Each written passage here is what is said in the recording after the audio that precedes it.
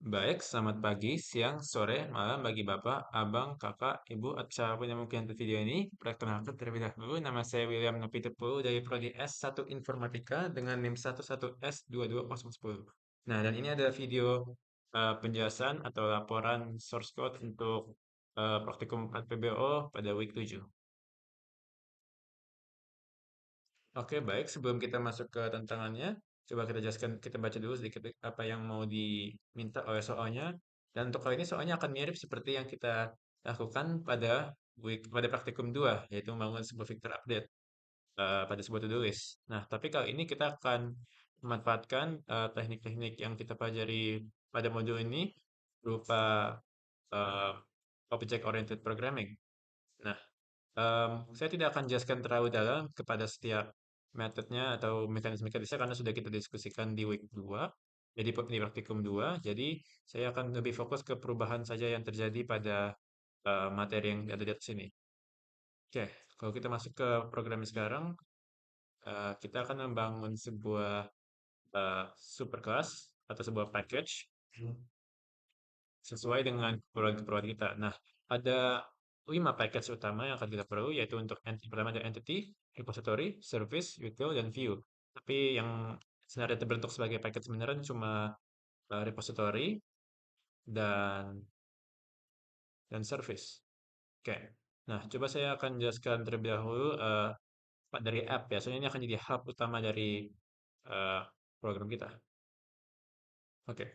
Kalau kita lihat di sini pada hub, kita mau akan import ada beberapa pada package-package yang kita diskusikan sebelumnya. Ini daripada repository kita ambil Todoist repository dan juga Todoist repository implement sama pada service, dan pada view ada kita import satu file namanya sebuah kelas namanya Todoist view.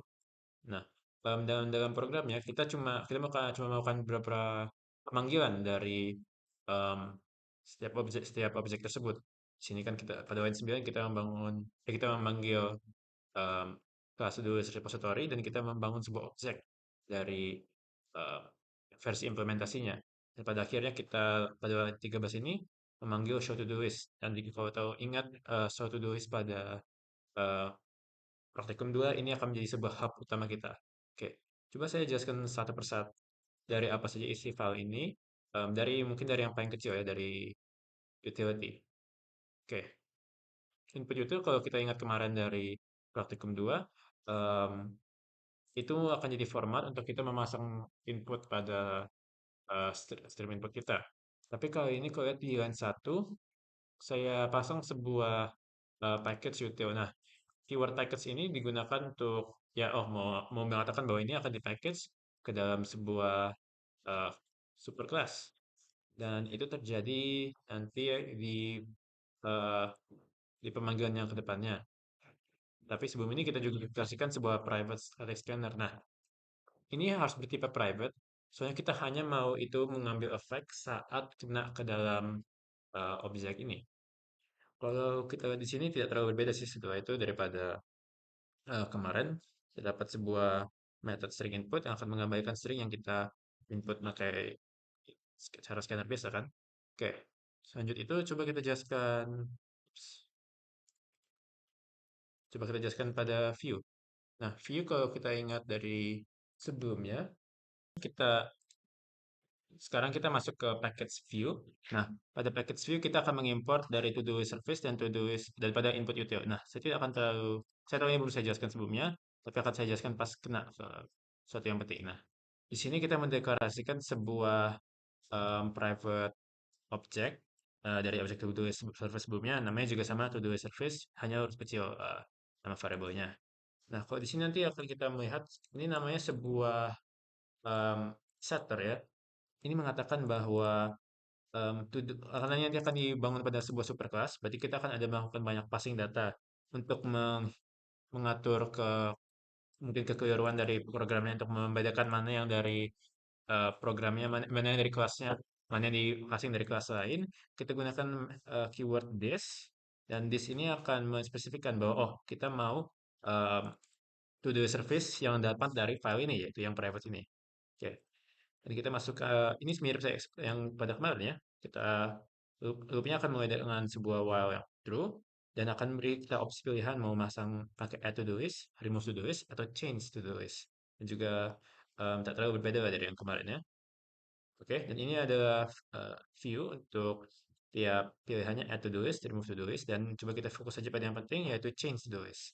Nah, change to do list di sini tidak terlalu jauh dari yang pada metode 2, cuma karena kita ingat kemarin em, di sini akan perlukan berapa eh, pengolahan wrapping ya, gara-gara banyak dari filenya akan dioper-oper. Jadi kita harus bangunnya menggunakan sebuah tipe integer yang kita wrap biar kena lainnya ngambil dari data value of. Nah, value of ini yang akan kita diskusikan pada to-do list service yang terjadi oh bukan to-do service,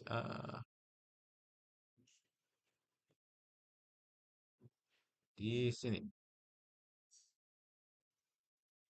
Oke, tadi kan ini yang mengambil input kan. Jadi setelah itu telah mengambil input itu akan kembali ke sini. Oke. Coba kita yang bahas tentang to-do list service ya. Nah, sebelumnya to-do list service ada juga ada dua file kan dalam package tadi. Yang pertama adalah sebuah interface atau blueprint nanti yang bisa kita pakai untuk mengisi programnya dan untuk blueprintnya tidak terlalu rumit, hanya disclose aja tipe metodenya apa saja mau dibangun dan apa saja mau dipasang nanti. Oke, tapi pada to-do list service implementation itu yang baru kita mulai pasang isi pada step metodenya. Nah, di sini kan ada metode namanya service. Metodenya kan namanya service tadi kan. Package tadi kan namanya service. Dan ini kalau kita lihat metode-metodenya menggunakan keyword override. Nah, kenapa kita gunakan keyword override? Karena kalau kita lihat tadi di view show to do list sama kan nama metodenya show to do list juga. Jadi kita harus gunakan keyword override ini untuk mengatakan bahwa oke, sementara show to do list itu yang akan terjadi di bawah line ini. Oke. Dan show to do list-nya ini yang melakukan um, tidak terlalu beda, ini akan melakukan em, sebuah loop yang akan memanfaatkan metode-metode dari repository. Nah, saya belum akan jelasin repository apa saja, tapi akan memiliki sebuah metode namanya getToDo. Nah, getToDo ini sebuah getter yang akan mengambil jenis to do yang ada di passing di sini. Nah, to-do list juga memilikinya, remove to-do-list juga memiliki, dan pastinya change to-do-list juga memilikinya. Kita akan perlu juga situasi sukses dan gagal untuk um, setiap metodenya ini dengan format tulisan seperti ini. Oke, setelah itu coba kita jelaskan kembali ke to-do list repository. Oke, to-do list repository pembangunannya mirip seperti to-do list service, di mana pertama ada sebuah interface atau blueprint terlebih dahulu, dan ini akan import metode yang dari uh, package entity pada to-do list. Oke, dan di sini kalau kita lihat, saya tidak jelaskan ini tadi, tapi untuk mengatakan bahwa suatu kelas akan mengimplement kelas lain, cukup tulis di awal bahwa ini implements pada kelas yang jadi blueprintnya. Oke, jadi pertama tidak terlalu berbeda ya. Pertama ada sebuah getter yang untuk ambil tulisnya, berarti cuma akan mengembalikan saja sebuah data dan ingat ini mengoverride. Itu karena akan mengoverride yang terjadi di mana tadi di sini.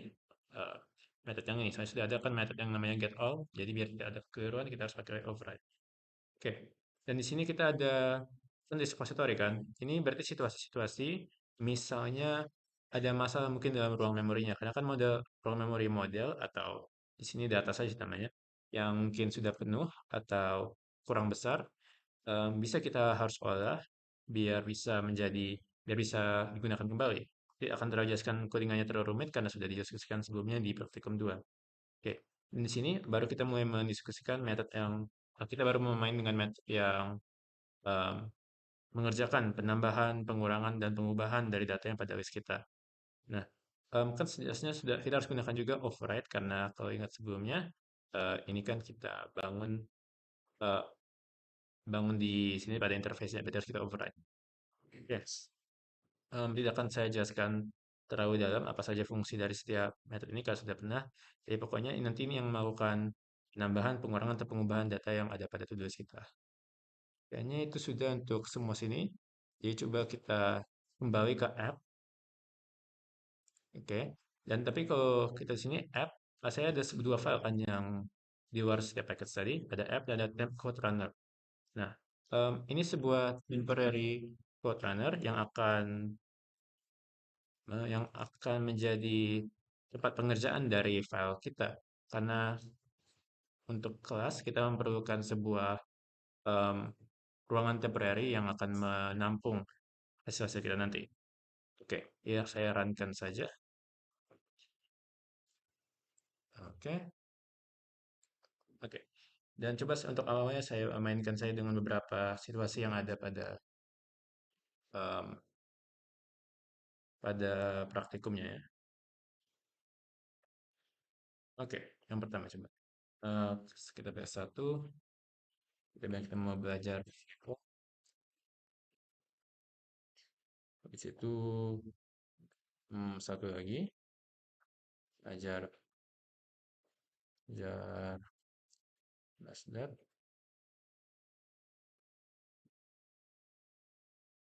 Sekarang kita coba ubah data. Misalnya kita mungkin pilih yang salah seperti 4 dan akan dikeluarkan bahwa tidak bisa. Mari ubah, coba kita lagi begini.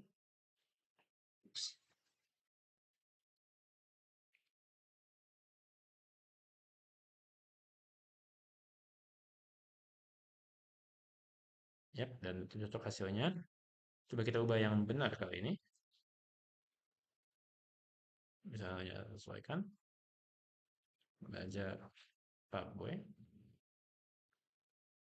Oke, dan kita lihat hasilnya masih sama kan seperti yang keluar pada praktikumnya. Oke, tidak akan saya terlalu lama sini. Kayaknya itu saja untuk hari ini. Kurang lebihnya mungkin mohon dimaafkan dan yap, sekian. Terima kasih. Ya, oke, selesai.